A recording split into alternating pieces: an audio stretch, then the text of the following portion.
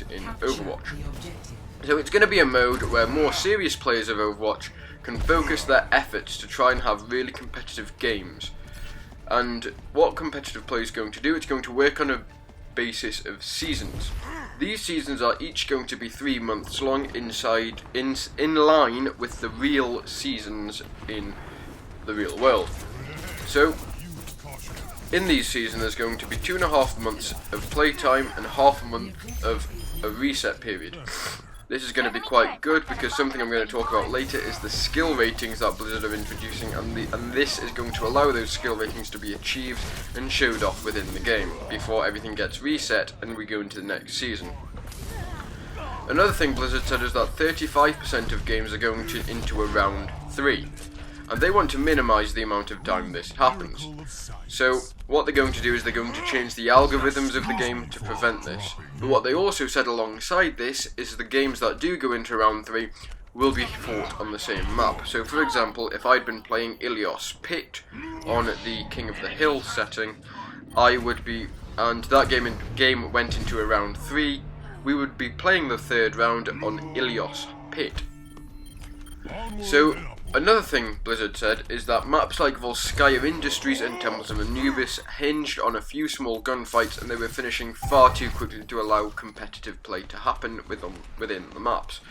This is something I agree with, and what they're going to do is they're going to again change the formulas of the game to allow more back and forth to happen, but there's no details been released about that so far, and I'll make sure to make a video on that when we do get more details on that.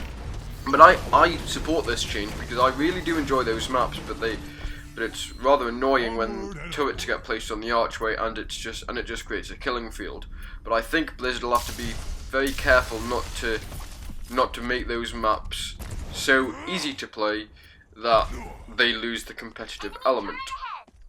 So something I mentioned earlier was the skill ratings. This is a very un-Blizzard-like thing. They're giving all players a skill rating out of 100. This is going to be seen by your team and the opposing team before going into a game. There will also be a total team skill on the screen, as well as your individual player skill.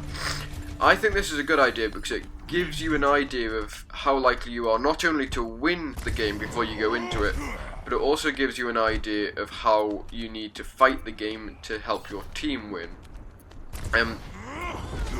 Alongside the skill ratings, people are who are partied will be also seen on the screen. So say if I went in with 3 friends and we were in a party in the game, our team and the other team would see that and they'd be able to counter our characters that we'd paired together. For example, if I was playing Reinhardt and I had a friend playing Mercy and another friend playing Soldier 76, the team might use Farah to counter that so they can hop over the top and fire explosives down to us.